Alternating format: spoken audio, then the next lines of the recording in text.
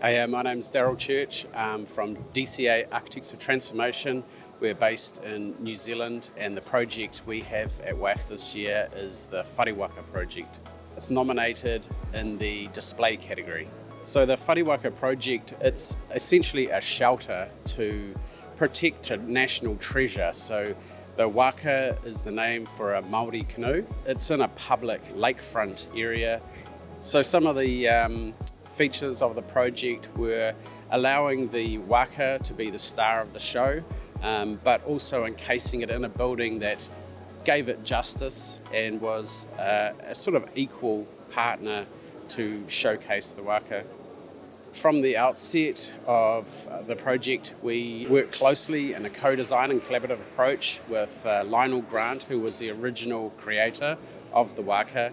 And it was a true co-design process in that we worked side by side, developing the ideas and the background and the stories and the narrative to create the best possible synergies between what is a very traditionally made and carved waka to the shelter being quite a modern and contemporary interpretation, but taking some of those original traditional synergies into the building itself. So the collaboration process, because this is a public project, there was a bigger group of stakeholders, is that a lot of them want to be involved and known as a co-design partner. It was very much sitting with our partners in the room, working through the design together.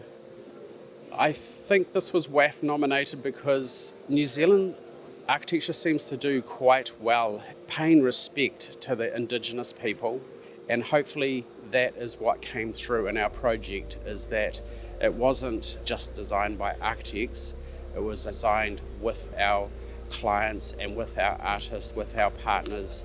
So working together for us is making sure that when we are working with co-design partners, and that sometimes that can be other architect practices that we do joint ventures with, is really being open-minded, being able to objectively sit around a table and listen to everybody's ideas and give them all the same amount of due respect.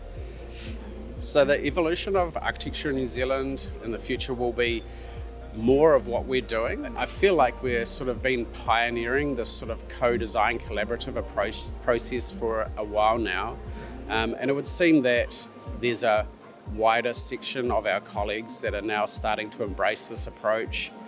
And I think that there will be a continued development of this idea where our clients or collaborators, cultural advisors, artists will really become essentially like a part of our architectural practice.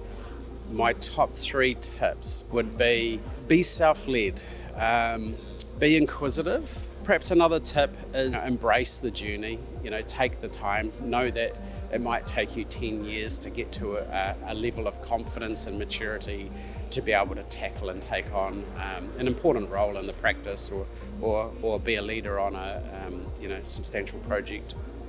So cultural diversity in design, I can't imagine a project without it, to be honest. All of our projects, regardless of who is commissioning us or employing us, we would always look to a local context, and with that comes an acknowledgement of the history and the culture of the land. So there's always a conversation for cultural integration.